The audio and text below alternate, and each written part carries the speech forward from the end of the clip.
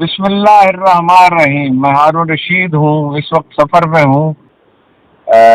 زیادہ وقت شاید سے باہر گزرا، لیکن جو تازہ اطلاعات ہیں وہ یہ ہیں کہ اس پہ تو بالکل اتفاق رائے پختہ ہو گیا، بہت دن پہلے ہی ہو چکا تھا کہ عمران خان کو تو بہرحال نہیں آنے دیا جائے گا اور پی ٹی آئی کو نہیں آنے دیا جائے گا۔ اس میں ڈیولپمنٹ یہ ہے کہ اب تازہ تجویز یہ ہے کہ اپوزیشن لیڈر بھی یعنی انہی پارٹی میں سے بنایا جائے۔ اس کے لیے جہانگیر ترین کا نام ہے، انہیں 20 سیٹیں دلوائی جائیں اور وہ اپوزیشن لیڈر بنے، اور وہ اسی ظاہر ہے وہ اسی قسم کے اپوزیشن لیڈر ہوں گے جیسے یہ اپنا موجودہ اپوزیشن لیڈر ہے۔ اور یہ بساط تو بچھالی گئی ہے، لیکن یہ ہے کہ وہ جو کہتے ہیں کہ سامان 100 برس کا ہے پل کی خبر نہیں، وہ ایک مسئلہ بڑا ٹیڑھا درپیش ہے۔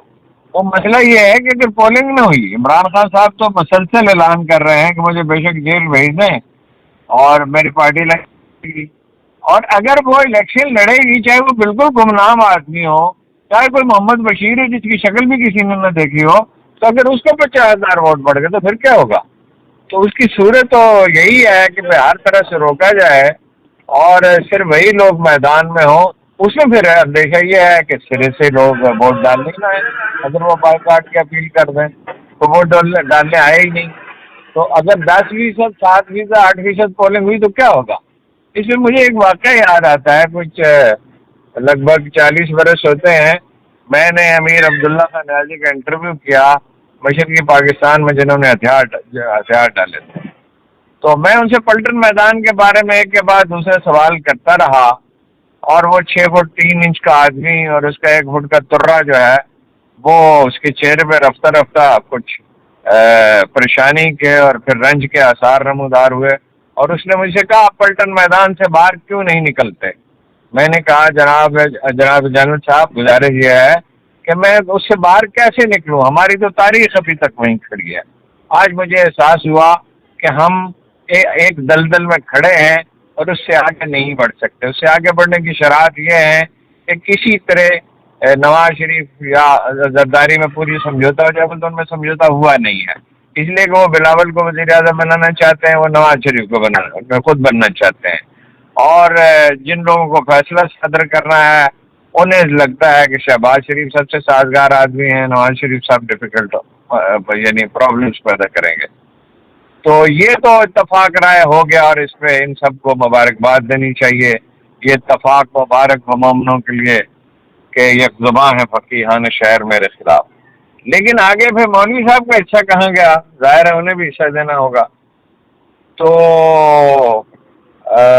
یہ ہے صورتحال کہ جس میں ابھی پوری طرح اتفاق رائے نہیں ہو سکا، اس لیے ابھی تک ہم نواز شریف کے اعلان پہ یقین ہے، شہباز شریف کے اعلان پہ یقین نہیں کر سکتے کہ ضرور نومبر میں الیکشن ہو جائیں گے، کیونکہ جب انہوں نے کہا کہ نومبر میں الیکشن ہو جائے بر وقت ہم حکومت چھوڑ دیں گے، تو ساتھ ہی کہا کہ الیکشن کی تاریخ کا اعلان الیکشن کمیشن کی ذمہ داری ہے۔ یہ دنیا کا واحد ملک ہے جہاں الیکشن کمیشن یہ چیئرمین جس کی حیثیت ایک منشی سے زیادہ نہیں ہے، وہ الیکشن کی تاریخ طے کرے گا۔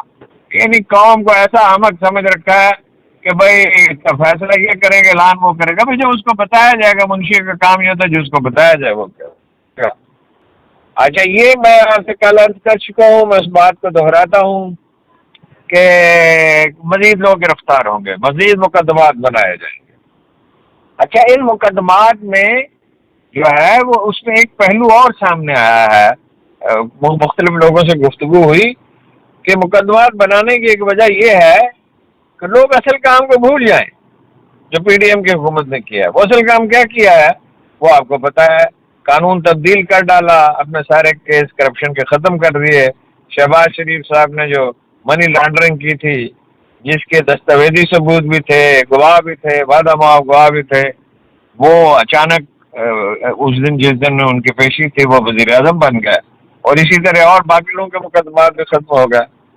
پھر ایک آدھ ترمیم نہیں کی گئی، 34 ترامیم کی گئی، 34 شکیں ختم کر دی گئی، اور صدر عارف الوی نے تو اس میں دستخط نہیں کیے، لیکن ظاہر ہے وہ خود بخود نافذ ہو گیا۔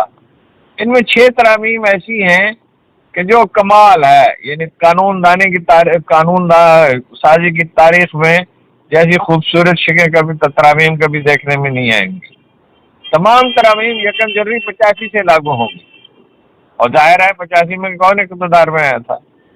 دوسری یہ ہے کہ اہل خانہ کے ساتھ ملزم کے ساتھ تصور نہیں ہوں گے. یعنی میں نے اگر کوئی پیسہ بنایا ہے ناجائز اور اپنی بیگم کے نام پہ بچوں کے نام پہ ہے تو وہ میرا نہیں ہے. قانون یہ کہتا ہے وہ انہی کا ہے، یعنی قانون کی نگاہ میں وہ انہی کا ہے. ٹھیک ہے. تیسری یہ کہ اثاثوں کو ناجائز ثابت کرنے کی ذمہ داری نیب پر ہے، ملزم جواب دہ نہیں ہے.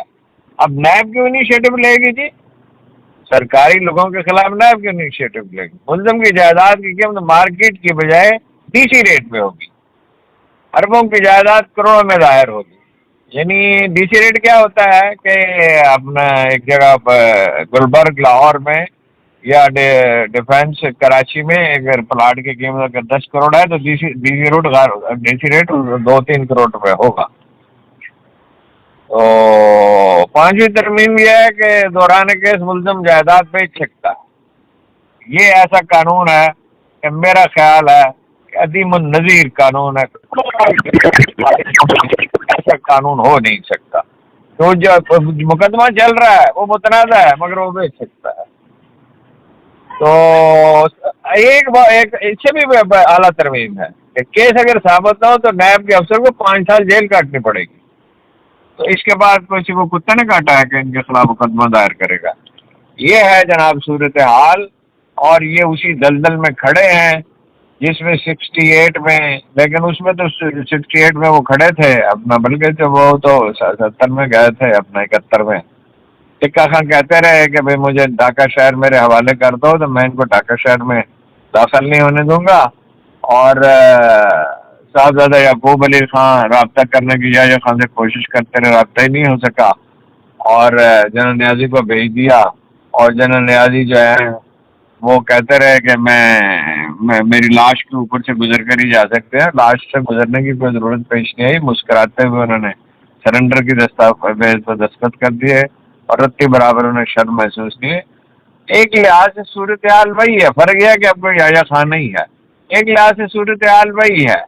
ہم ایک اکثریتی پارٹی جو ہے، یعنی اس کے شیخ مجیب الرحمان سے بھی زیادہ اکثریتی پارٹی ہے. اس کے تو یعنی 300 کے ہاؤس میں 160 سیٹیں تھیں، اور یہ اگر بالکل ہی صاف ستھرے شفاف الیکشن ہو تو یہ 300 کے ہاؤس میں 3/4 سیٹیں لے سکتے جو اس نے لی ہیں ضمنی الیکشن میں. تو اب دیکھیے دلدل سے یہ کیسے نکلتے ہیں، مال غنیمت کو کس طرح تقسیم کرتے ہیں، جہانگیر ترین کے لیے 20 سیٹیں کیسے شور کرتے ہیں بقول فیصل بابڈا کے، اپنے 40 آزاد امیدوار کیسے جتاتے ہیں، اور پھر مختلف عوام لڑ کے کس طرح اپنا میجورٹی بناتی ہیں. بان لاٹری ہوں گی، اندر انڈرسٹینڈنگ بھی بعض چیزوں پہ ہوگی. اور عمران خان کو جیل میں ڈالنے کے بعد اس کے امیدواروں کو کیسے روکتے ہیں. اور سب سے بڑھ کر یہ کہ اگر ووٹروں نے اس دن پولنگ اسٹیشنوں کا رخ کر لیا تو پھر کیا ہوگا. باقی کل انشاءاللہ.